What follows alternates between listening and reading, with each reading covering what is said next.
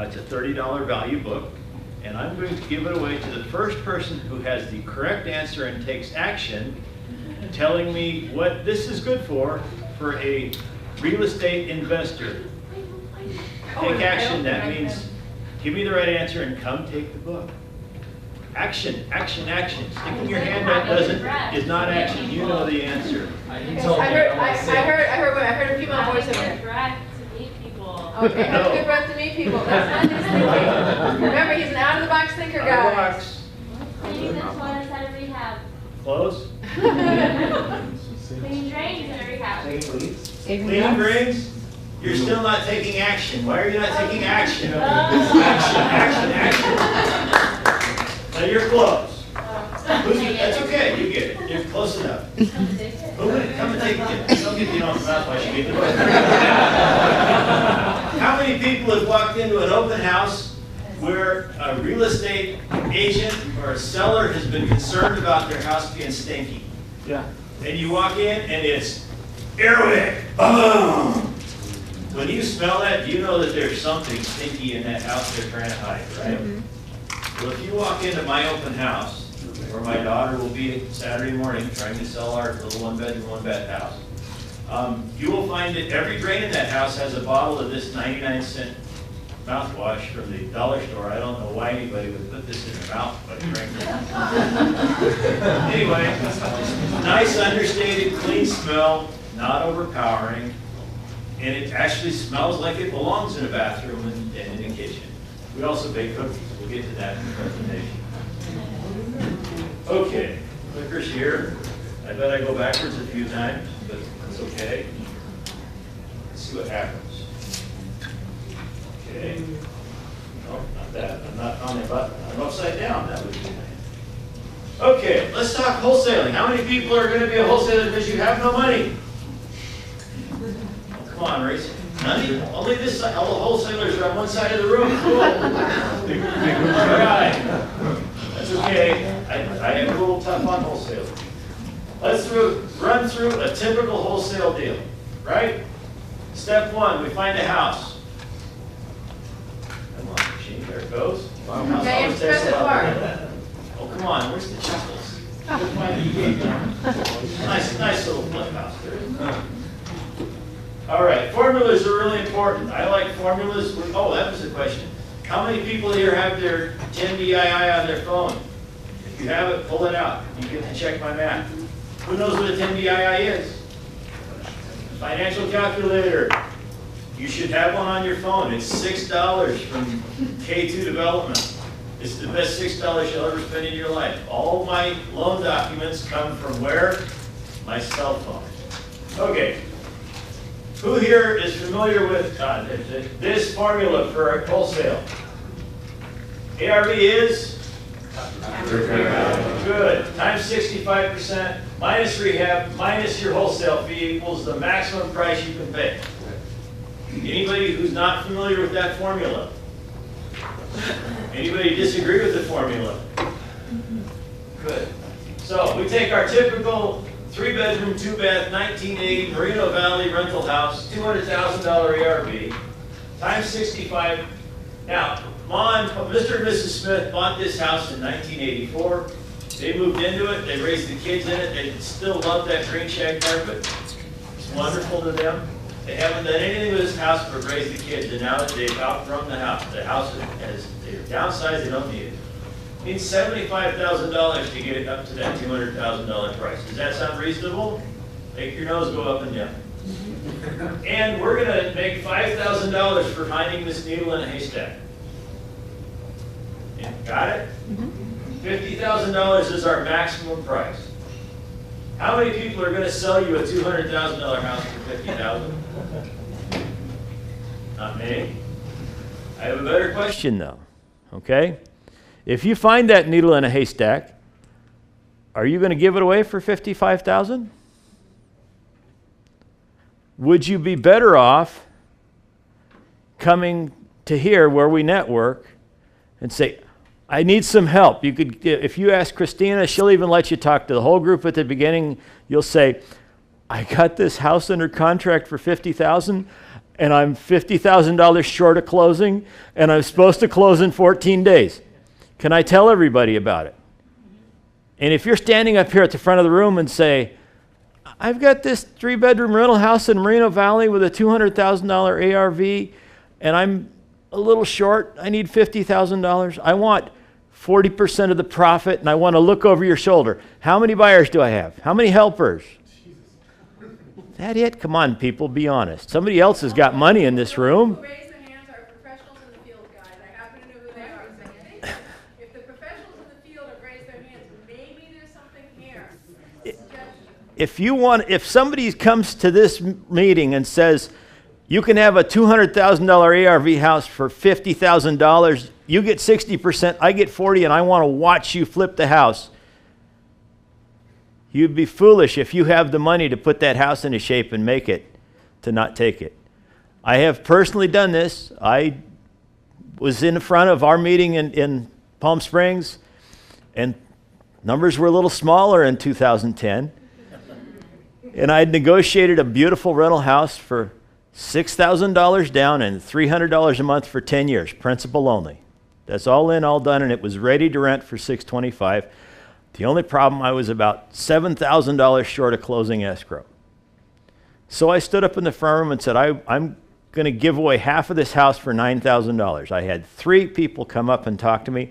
One of them walked up and said, I don't like competition. Here's a check for $9,000. We'll work the details out tomorrow. I ended up with half a rental house, and how much did I have in it? Negative $2,000. You asked for 9 instead of 7. Yeah. I gave half the house away for $9,000. And the guy invested $9,000 in a cash flowing rental house we had it rented 2 weeks later. This is what you do instead of wholesaling. Bring them here. Talk to people.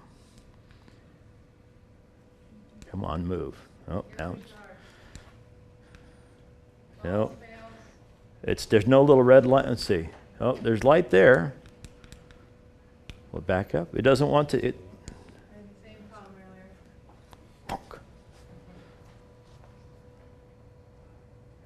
earlier. Oh, it's trying to restart itself. Restart itself. Now see if it's happened. There it goes. Okay. All right, take one. So, remember the question? How many of you want to be a wholesaler because you have no money? Still. You're supposed to learn something. Okay, now a quick aside. How much does a $5 a day habit cost you? Who here spends $5 on coffee every day? I could put 2 hands up. 5 times 30 days is $150 a month or $1,800 a year. Calculator time.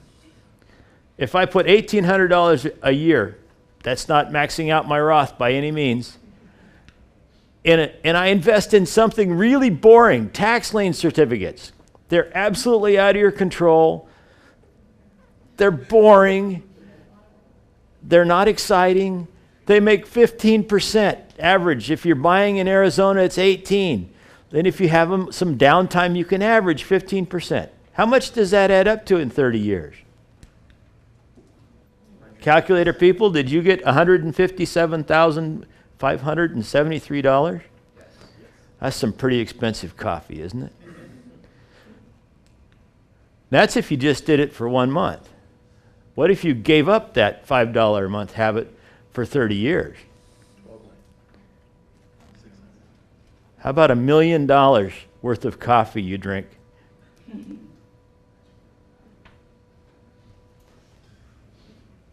That's the power of compound interest.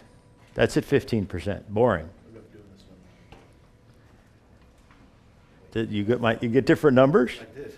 Oh, wait. 30 years. Hold on, I screwed up. I know what 150 a month. I put a positive instead of a negative. Oh, yeah. One of them has to be negative. Yeah. Okay. Who here can raise $5,000 in a pinch?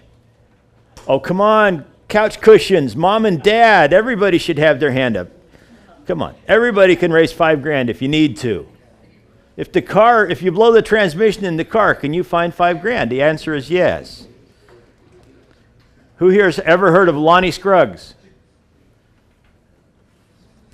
not Earl Scruggs. Okay, Andy, now you're dating yourself. Everybody knows who Earl Scruggs is. The greatest banjo player of all time? No? No? Who here watched the Beverly Hillbillies? You get to hear him every time the show's on. He's the guy that plays the beginning. Great guy. Anyway, excellent musician. Now, Lonnie Scruggs wrote Deals on Wheels. And I learned about him sort of by mistake after I had my rental inventory and my tenants were doing their job, paying my bills, and I was bored. If you get your tenants doing their job, paying your bills, it doesn't take a lot of effort. So I learned about doing this. Disclaimer time. What I'm going to tell you, what I'm sharing you today might not work for you. You might need to add a 0 to your numbers because I work in Palm Springs. So what I do for 5,000, you might have to do for 50, but you have to play with the numbers. Do your due diligence. Don't jump out and buy 28 of these things tomorrow. You can go buy one. Don't buy 28. Who here can find a mobile home park? You can't find a mobile home park? I don't even know where to begin. What kind of car do you drive? I drive a minivan. I have 3 kids. What color is it? Gray. Do you remember when you had it brand new? Yes. Do you remember when you bought your gray, what brand of minivan is it? You got a gray Toyota Sienna. Do you remember that after you bought that, suddenly you saw hundreds of Toyota Siennas? That works for everybody. I don't care what your car is. It's true with mobile home parks. I started doing mobile homes. I would drive down streets I had driven down for 20 years. And out of the corner of my eye, over top of the block wall, all that lovely desert landscape we put up with out there, looking at the profiles, it wasn't condos, it was mobile homes. I was driving behind a mobile home park. I never knew it was there until I started thinking mobile homes. They are everywhere.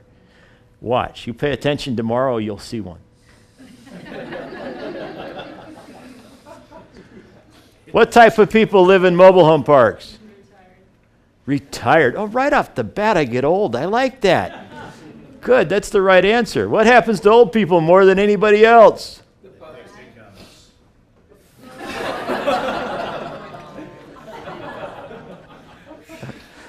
That's true, isn't it? And when mom dies, who gets the mobile home she's lived in since 1986? Along with its rent. Her son, the Beverly Hills divorce lawyer. There it is. Mom's house, circa 1986. Fine single wide in a nice park. For this example, this is an example, not a real life thing. The numbers have done all this. Let's say a typically refreshed mobile home in this community sells for $10,000 to $25,000. Fair enough? So Sonny Esquire, he's trying to sell his inheritance for $15,000, but it's not selling. He can't figure out why. Lovely. There's one I bought for $2,000. Think that guy had a bit of a pack rat problem? I've had worse. I had another one in this park that had narrow paths. And that was it. And the whole house was this deep. Yeah. And the guys, I'll tell you the rest of that story later. Papers, yes. He can't figure out why he hasn't sold it yet. But he's sick of trying to sell it. He's tired of paying space rent of $580 every month, along with his power bill and insurance. He is a Beverly Hills divorce attorney. You think he can let that go uninsured? No. Do you think he's going to have the utilities turned off? No. Does he have a problem? Yes. Yes. Do you see an opportunity? Yes. I do. Let's say we set an appointment with him, and we offer him $3,000 for mom's house. Will he sell it to you? Probably not. Maybe. So, This is how you do it. While never, ever, ever downgrading mom's lovely house, you talk about the costly things that you're going to have to do. We're going to have to clean it out. We're going to have to get rid of the stuff. We're going to have to paint it and replace the kitchen. And the bathrooms have to be upgraded. And the AC's probably broken. And the drapes have got to go. So we talk about those costs. We offer him $3,000 and then we pause. And I'm going to get a drink of water while I'm pausing.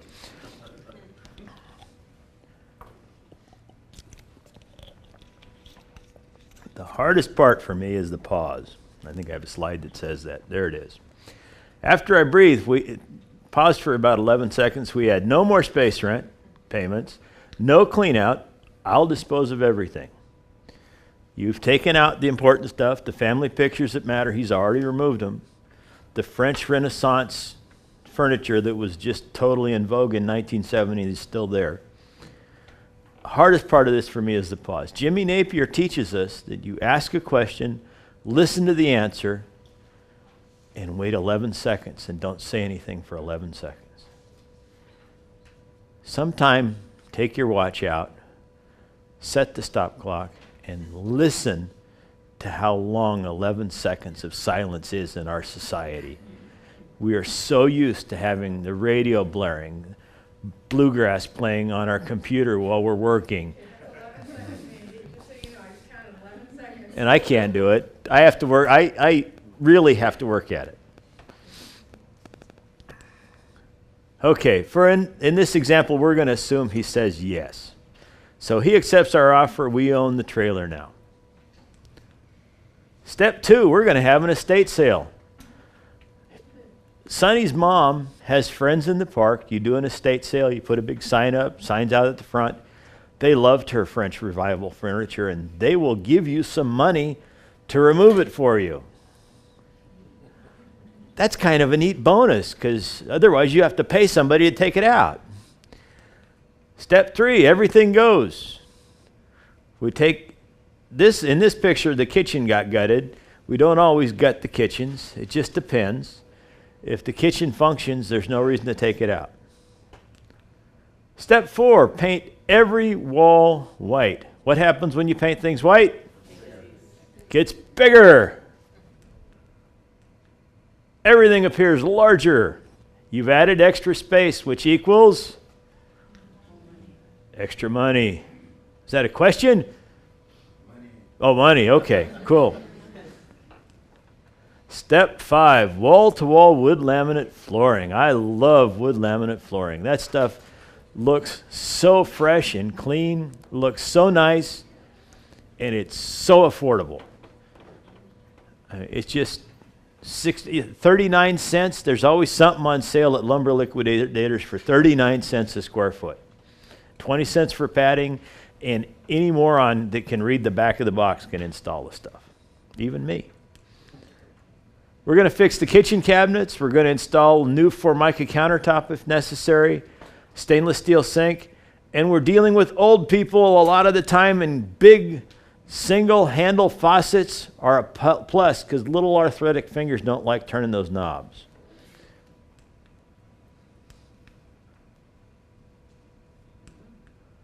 That's the first one I ever did right there, and that's about the 5th. I love that flooring. Can I tell you a funny story about the flooring? That is distressed white barnwood flooring from Lumber Liquidators for 10 cents a foot because it had a problem.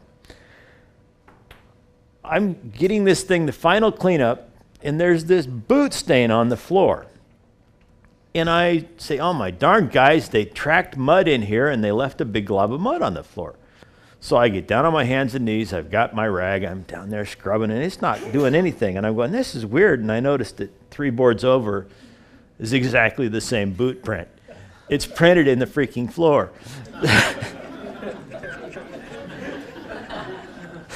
I have stupid days, what can I say? Okay, we're gonna fix the bathroom next. White tubs and toilets, unless you're selling a handyman special. Avocado toilets are hard to sell. Goldenrod tubs are hard to sell. Doesn't that look nice and modern? That bathroom is in a 1973 double wide mobile home. Does it look like 1973? It started out life with probably goldenrod or green, one or the other. Maybe pink. There we go again. We're going to pretty up the outside. I don't have any good pretty up the outside pictures, but we're not going to do a lot. If it needs a coat of paint, we're going to paint it. I love Amazon recycled paint in Riverside. It's $55 for 5 gallons of semi-gloss. I buy 2 colors of paint. I buy whipped white, which is almost white, and chocolate brown. And everything I paint gets painted those 2 colors. Exterior, I paint it so it looks like I want it to look like a house, not a mobile home. If it's got crazy accents, I don't paint them. They stay white, but I paint the trim. When you have an old wobbly box and it's got those lovely dents in the aluminum siding, if you paint it all white and then give a nice stripe, your eyes are drawn to the stripe and all those dents disappear unless you start staring at it. It's a great trick. There we go. That's the second one I ever did. I've sold this one twice. I love that. I sold it for $2,500 more the second time I sold it and recaptured all the principal that the first guy had paid down on it. We had a few colorful towels, staged some nice posters, have some good photographs taken.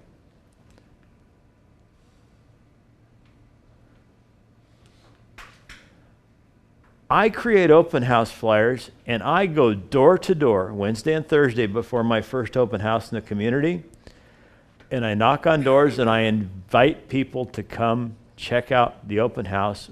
My daughter's baking cookies. Come see how good she is at baking cookies. I have bought houses on that walk.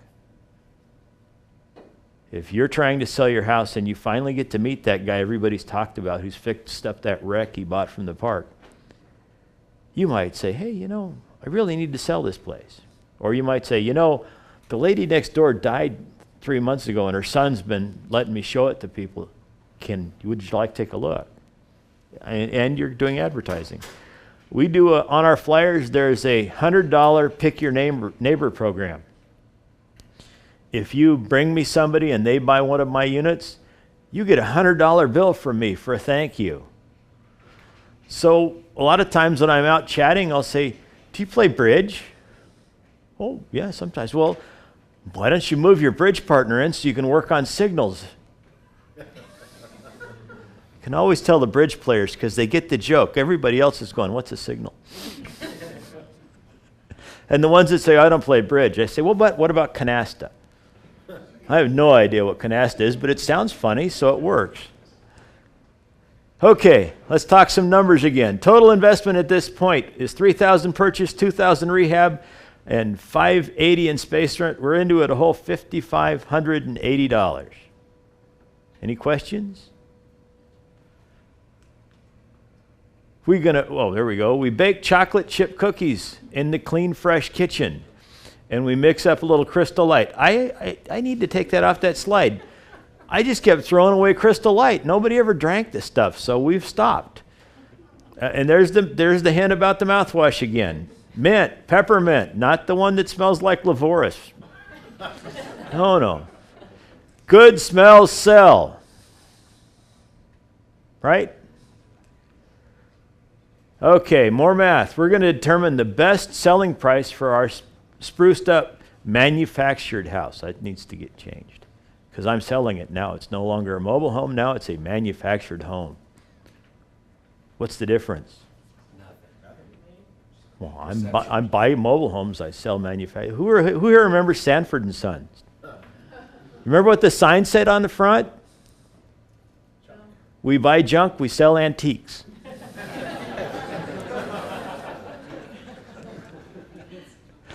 Okay, step one, we're going to survey similar sized and appointed apartments in the area of the mobile home. Now, you were talking about doing Lonnie deals and having a tough time in this area because space rents were so high. How do they compare to apartment rents in that same neighborhood? So it works. It works. That's the secret. You have to work off the two things. So let's say that in this example, an apartment's $1,000. I know there's not you can't get a studio, you can't get a closet down here for $1,000, but we just use it because it's the number on the slide. So we have $1,000. We subtract our space rent. That leaves us $420. And then we subtract what I call a pricing edge. I did 120 this example. I usually use at least $100. So that our monthly payment needs to be $300. Who here doesn't understand how that math works? Oh, come on. There we go. Raise them high. Don't be shy. Okay, so let's talk about that. If you're walking through my manufactured home with your spouse, and we're showing you all the appointments, and we start talking about how it's $300 plus $580, so it's $880, and you will eventually own this home, and then it'll only be the $580. I want you to lean over to your spouse and go, wow, that's $100 less than we pay for our apartment. At which point I will say, yeah, and nobody walks on your ceiling. And if the neighbors get frisky, you don't hear the headboard bang on the wall.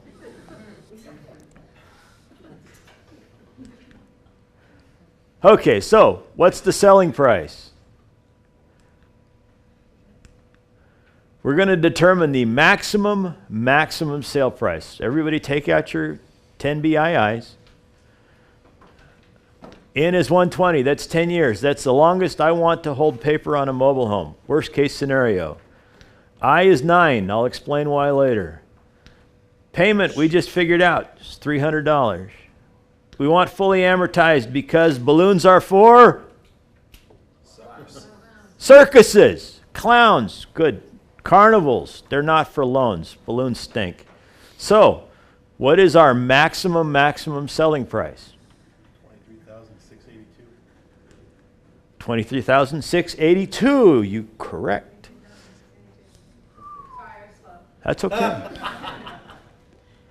Now, all of you that have not had Bill Tan's class yet, you should get on the waiting list today because he only teaches 15 people at a time, and he is the best calculator instructor I've ever had, and I've had 3. And if you've taken a calculator class and you say, I took it, but I've forgotten it because I don't use it, you really need to try to explain that to me because I have the financial calculator on this phone open a minimum of 3 times a day, every day, 6 days a week. And if you're not using your financial calculator, you're not, one of your most important tools is rusting in your toolbox instead of being used. Now, Lonnie wrote that he wants to at least double his investment. Of course, he never made any improvements. He didn't fix any. And quite frankly, I make my best return on mobile homes that I don't touch.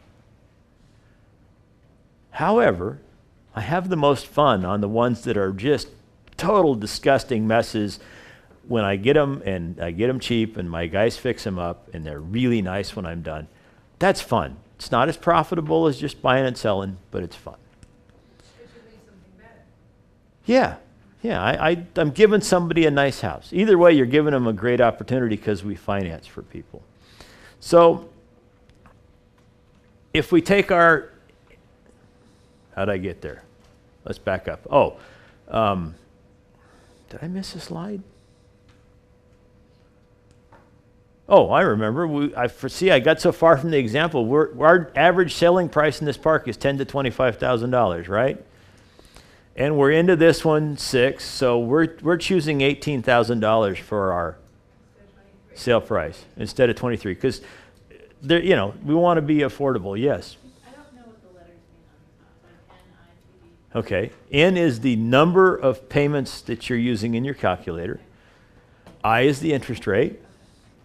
PV is the present value. PMT is the payment amount. And FV is the future value.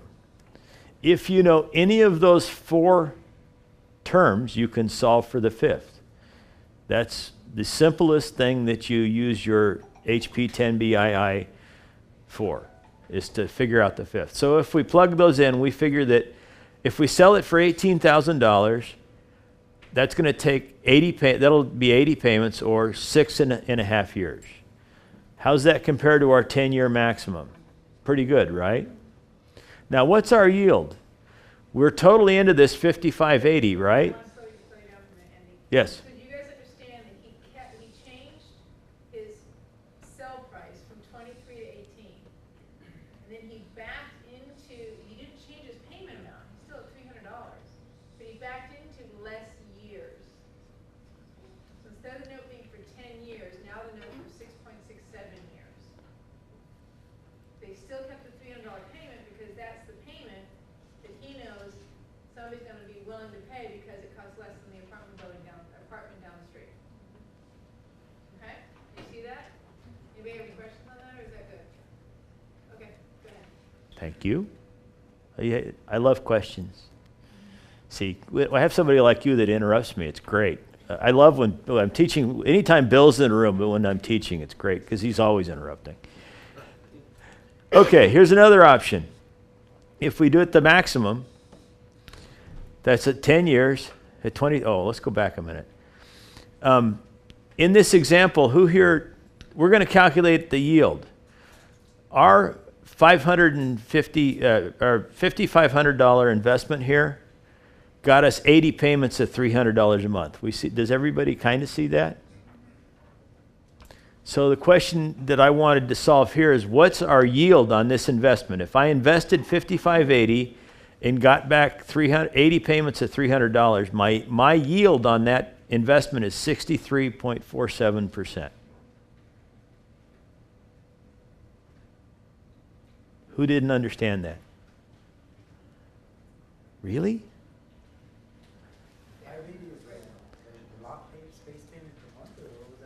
5580 is the $3,000 purchase price, the $2,000 rehab, and 1 month space rent. Total out of pocket. That's what I have invested in this. I invest that and I get back 80 payments of $300.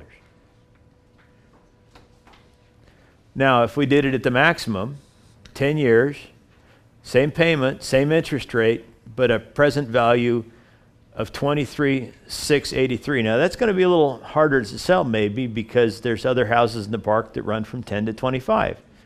Not impossible, but tougher because occasionally people actually pay attention to the cash price on the house. Who here has been on a car lot recently? When you walk onto a car lot, what does the salesperson ask you? How much a month can you afford? Not how much do you want to spend on a vehicle. How much a month can you afford? Not that that ever matters to cheapos like me because we write checks for the darn things. I don't finance cars.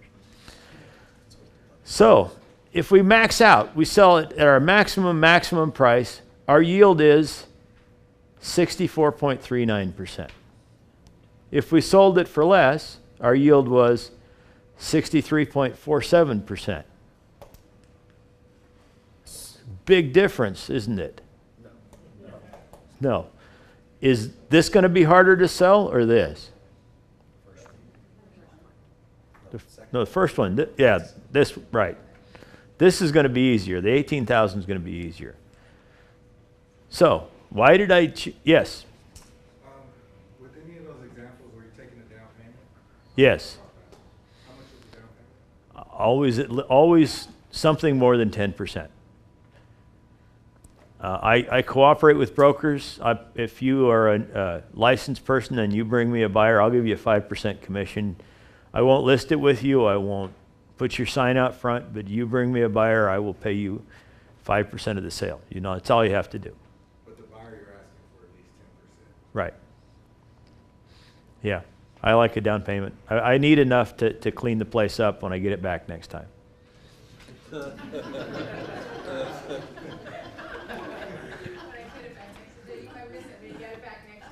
Yeah. You know, people put things back. And I've taught this class a lot of times, and people, when they talk about investing your money for an income stream, they say, well, they might not pay it off. They might give it back. What do I do then? I smile. I get to recapture all the principal they've paid, a new down payment. I don't have to do anything but maybe clean a little bit because it's already painted white on the inside. It's got wood floors. It's got a nice Formica countertop. The bathroom's not avocado green this time around. What am I going to have to spend the second time I sell it? Not very much. That's a great part of the profit. Now, why did I use an interest rate of 9%? First off, we're going to talk about Dodd-Frank. Dodd-Frank regulations state that the maximum amount of interest a non-licensed lender can charge is 6.75% above the APOR. Is that clear? What's the APOR? That is the average prime offer rate. Now, when I started doing this, I looked it up and I got this lowest average prime offer rate was 2.9% at the time. It's come up a little bit since then, but I use that. 6.75 plus 2.9 is 9.65%. So I round down. In California, usury law says that if you charge over 10% and you are a non-licensed lender, that you are being usurious. What happens if you get somebody who knows enough about usury to haul you in front of the man in the black dress and get you convicted of usury? And And you can have to forfeit. everything. You lose your collateral, you lose your money, you lose everything. And maybe you get to go stay where it's too cold and the television's too loud. And you get up and do everything they tell you to do. So, I like being safe. Now it's decision time. 64.39 on 24,000 or 63.47 on 18,000. Which do you choose and why? Yes. I would choose the second one because you would get your money back faster. It's almost the same. You hit this number. The time is you get all your money back at the same rate. It's $300 a month. So it's not how fast you get it back. Second one's easier to sell. Any other thoughts? First one's a bigger number.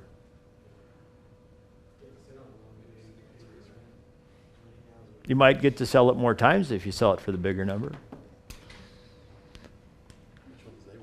In my mind, it depends on whether I'm going to sell the note or keep the note.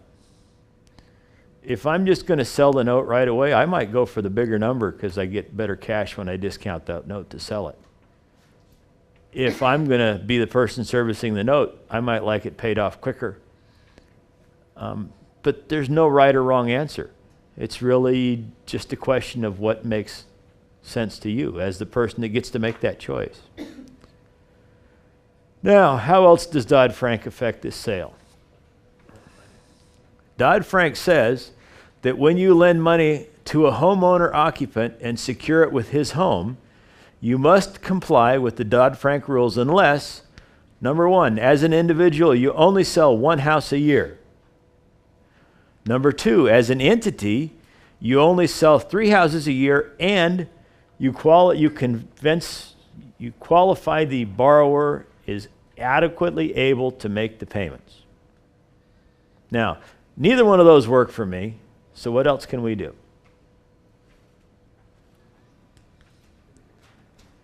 Does Dodd-Frank affect investor buyers?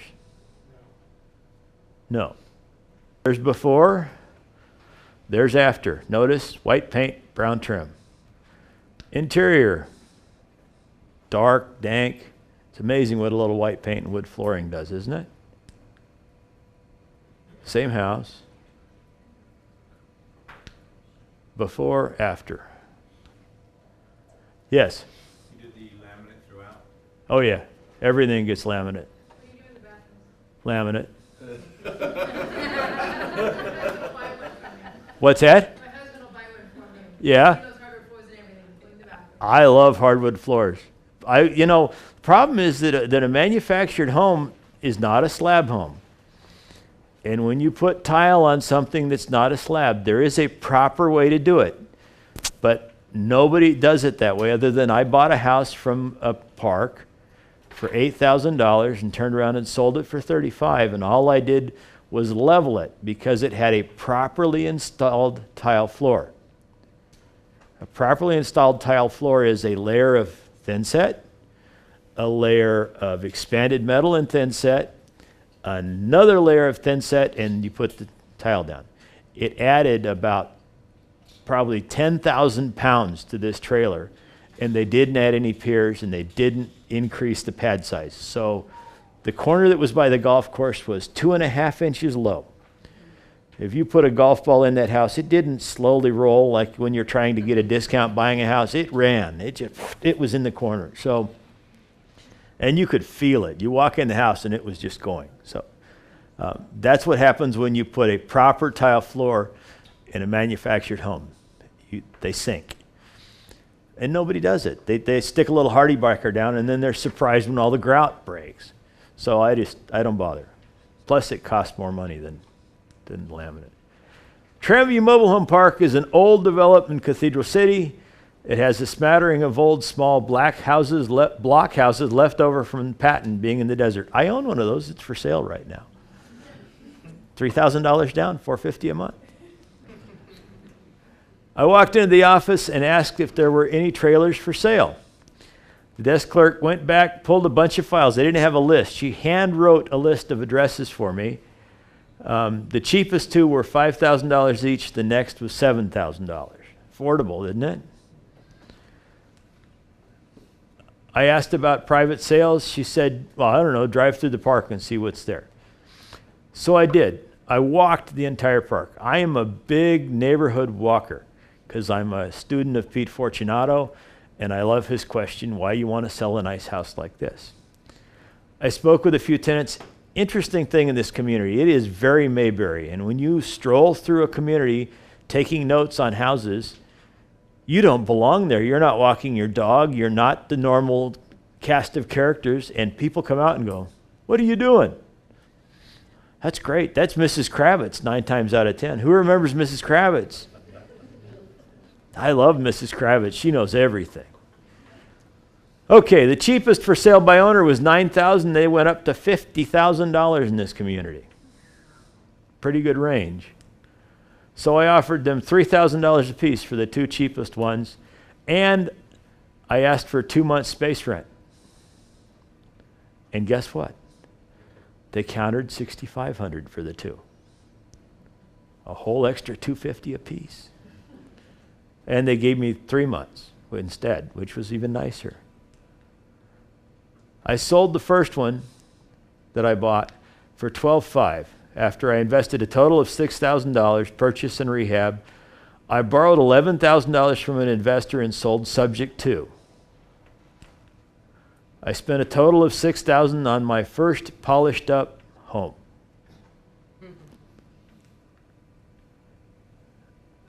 Now, I sold this for $1,500 down and $250 a month for 55 months.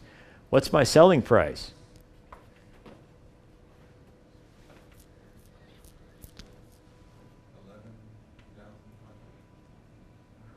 Did that in your head?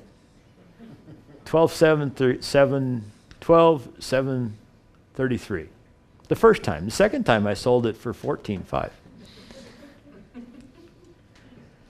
I decided I want to cash it out, so I borrowed the $11,000 at the 3-week point. What's my yield? 3 weeks? Yep, $6,000 out, 3 weeks back. I got 12,733 in 3 weeks. Here's the answer I come up with. Good enough. What's it, like 480% or something? It's ridiculous. Now, if I had run the note out for 55 months, what would my yield have been? 9%. I was into it $4,250 for 55 payments, $250. Because you subtract the down payment, right? 67%. Who here would like to make 67% in their IRA? Like mobile homes, little deals you can do tomorrow? Me too. Now here's something sweet about this. I can do that whole 5250 investment. I can do the whole thing in 1 year's Roth funds and earn 67%. What's the big green word? Tax-free. Gotta love Mr. Roth. Now, if my Roth does what it did and sold the note for face value, what if my Roth can do 4 of these little deals every year? What if I keep stepping up my game and do $20,000 instead of $5,000 purchases? What if my Roth buys ready-to-sell mobiles for cash cheap, just doubles the price, and that's all we do to determine the sale price? And what if I reinvest 100% of the sale price of the notes? I start with 5 on day 0, right? Day 60 is 10. Day 120, it's 20. Day 180, it's 40. And at the end of the year, I've turned my $5,000 Roth into $320,000. Is that good enough for a year? Yeah. Why won't it work? There is an answer. Oh, these guys down here are a little harder to find and do than these guys up here. So when you get down here, you're not really turning a 40,000 into an 80. You're probably doing 220s into 40s or 410s into. See, it's a little awkward. So this is optimistic. Time and effort starts to become a problem. Yeah. How many can you buy at once? And this is gonna. Any questions while we're doing technical stuff? Oh. Okay. What do you do about the pink slip? The title? Yeah. They're titled just like a car. So the lender, whether it's my Roth or whether it's an investor, becomes the lien holder or legal owner, and then the person that's living in it becomes the registered owner. And it's really very simple to do the transactions. If we want to learn more about the formula that you were using to determine sale price, Mhm. can we get an education on that? Well, you could get a copy of the manual I gave away, or you could. And Andy, you sell those manuals, right? I do sell those manuals, but I'm not allowed to sell them up here, so you have to talk about me later. So that's fine, you can't say that, so that's what I'm saying for him. He does have them available. I have a few left. I'll let you know later. Yes. Go for it. That was a nose scratch, not a question. Here's a great example. See that lovely house right there? My Roth bought that from a couple who owned it as a vacation home for 8 years. And after 8 years, it had stopped being fun and started being work. One of them decided he was ready to retire, and she was not ready to retire. So they weren't going to sell the house they were making mortgage payments in Las Vegas on. So they needed to get out from under this. Now, I had negotiated this for free. I actually kept my mouth shut and said, what do you want to do? And they said, well, we just want you to take over the space from her. We're going to give you the house. So they went, got cleaned out. They got their stuff out. They went and picked the pink slip up, had it signed, ready to go. We're sitting there, and I say, oh, by the way, you're going to get a check for $100 from my Roth trustee, because my Roth trustee does not understand free. So if he calls and asks or sends you a letter, the full purchase price for this trailer was $100. Is that okay? Yeah. So he got a check for $100. I turned around and sold it for $30,000 on time. Did you have to do any rehab? I cleaned the carpet. Oh, that's pretty awesome. That was a sweet one. That's a pretty sweet. Questions? Yes. So what do you do, because I've seen some mobile homes, like I just saw one a couple months ago, and it had all kinds of things wrong with the inside. Great location. What was wrong with the inside? They put a hot tub in the bedroom, and because I think the old person that lived there had some kind of issues or whatever, so it was like a handicap tub kind Okay. of thing. And then they the actual bathroom itself, they cut it in half, and everything was like done really poorly constructed. Like whatever changes they made, it was done probably not. Okie Engineering? And I don't think the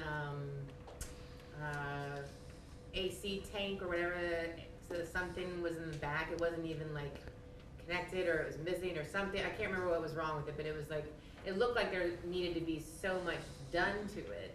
Okay. That my friend who lives in this park was like, I wouldn't even bother.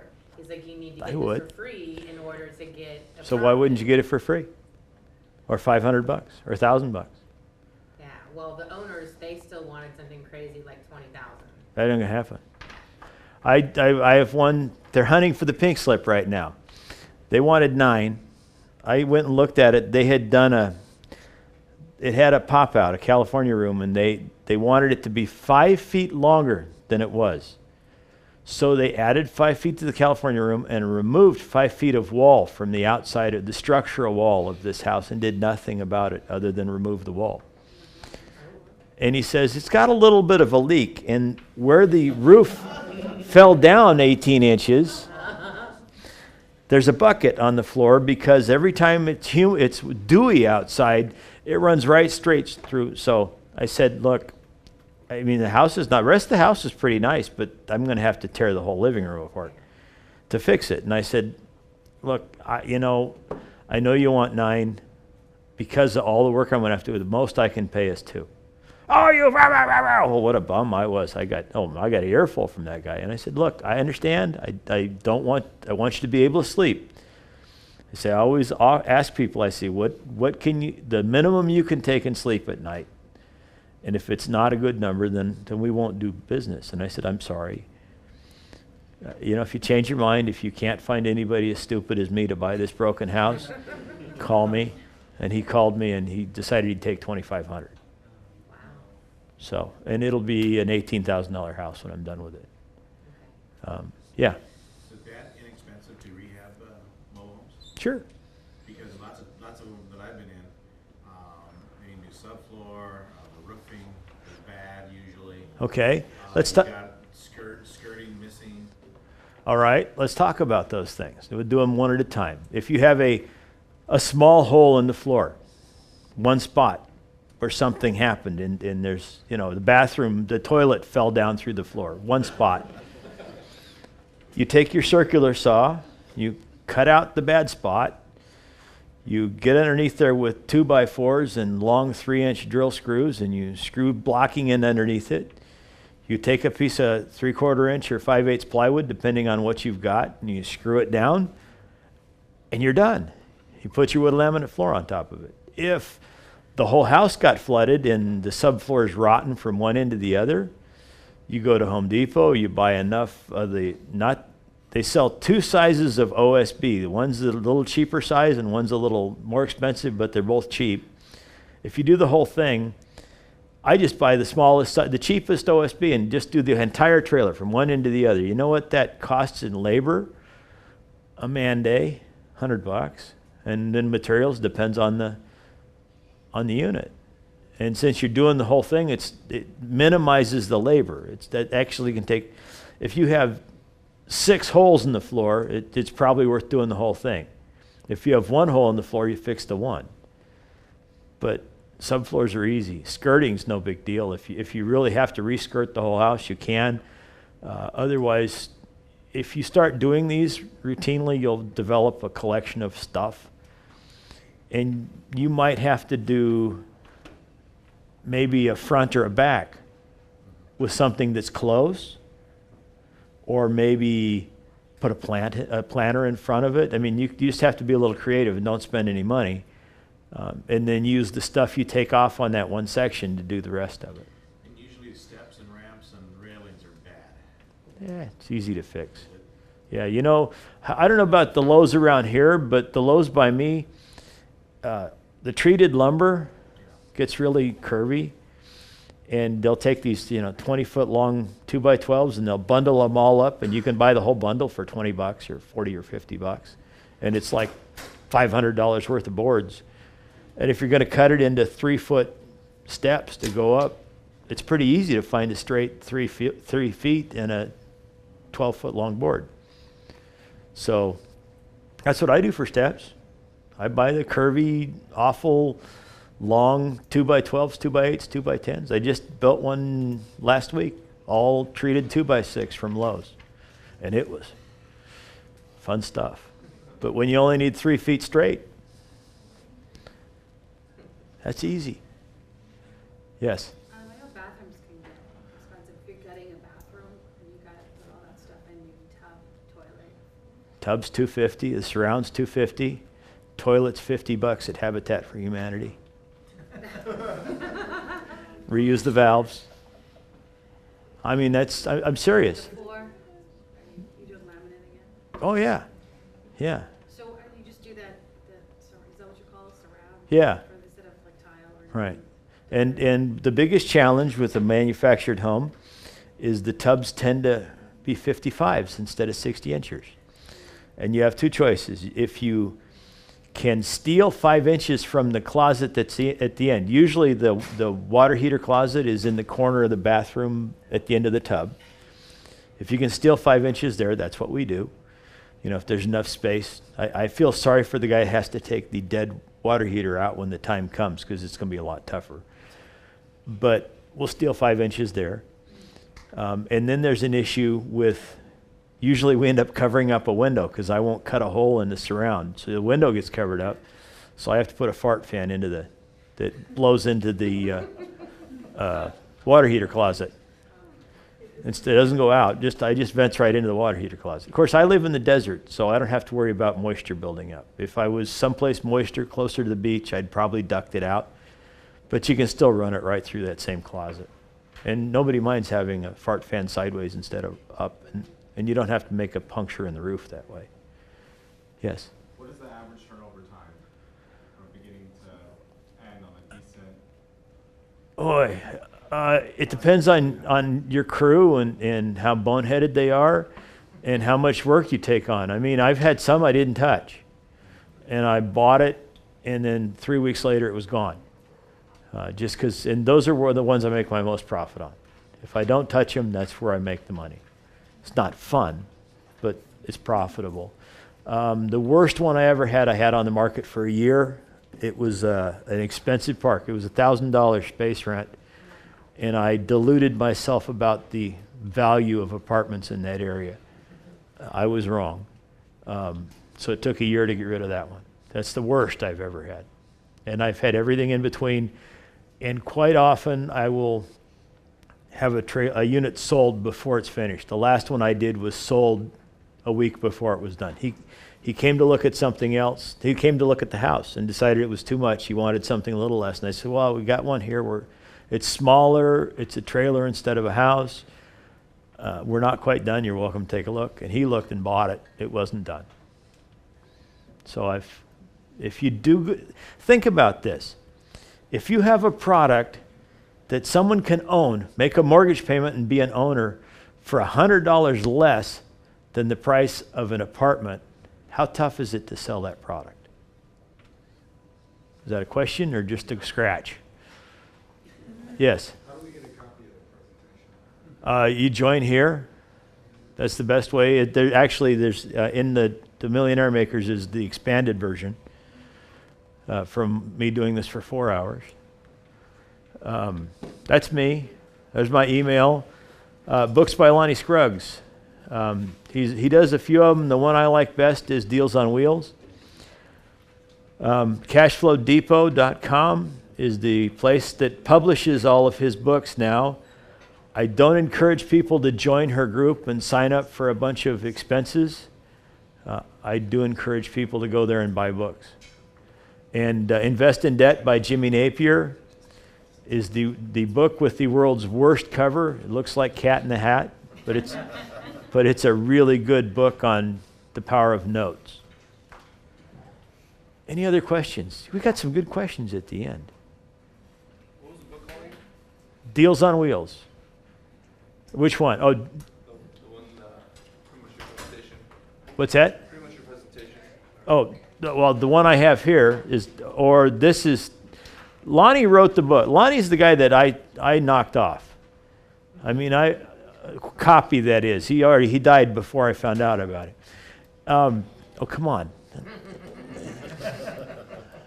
Anyway, that's the instruction, and if you really decide you want to do this, I encourage you to get Deals on Wheels, read Deals on Wheels, call me, buy me lunch, and I will help you work through bringing it from 1980 to 2017. I have a question in the back. One more question in the back? One more question. Oh, now he's got his head down. Any Oh, go ahead. any challenges with the mobile home parks? I will do something. I'm out of time. I know I am. That's okay, you can answer the question. Okay. What's everyone's favorite radio station? WIIFM. Thank you. Another sales trained individual. And what does that stand for? What's in it for me? Excellent. If you invest in a mobile home park instead of an apartment building or a strip mall or in a commercial development, why did you buy a mobile home park instead of an apartment building? You want rents? You want rents and you don't want? You don't want to own the building. Don't want toilets. Don't want to paint things. Don't want to make those repairs. You just want to rent dirt. So we know what the owner wants. He got this mobile home back and he wants someone to pay him space rent. He doesn't want to spend money fixing things, or he'd own an apartment building instead of a mobile home park. So he's getting after his manager saying, you're supposed to get me a good qualified person to pay space rent there, right?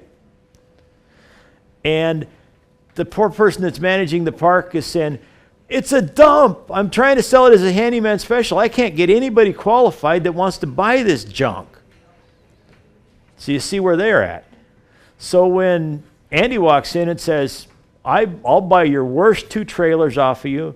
I'm going to polish them up, make them 2 of the nicest units in the park, and I'm going to sell them and finance it for a buyer. How easy is it for them to find a good tenant to make my down payment and pay their space rent and my mortgage payment, as opposed to finding a good tenant to buy a handyman special where you fall through the floor?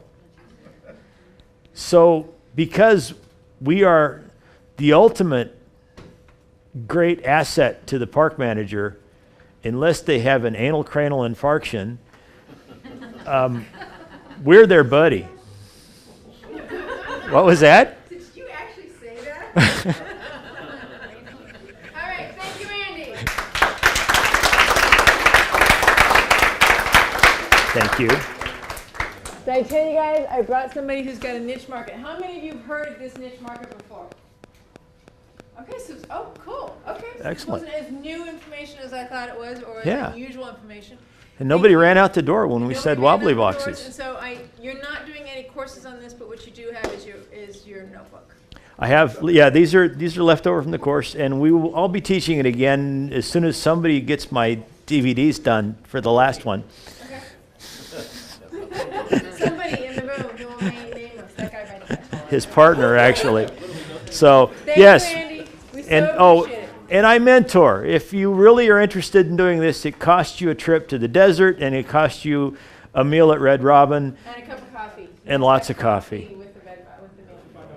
He's really taking Yeah, time. no, not $5 coffee. I like, anyway. Thank you, Andy. All right, Oh. we gotta-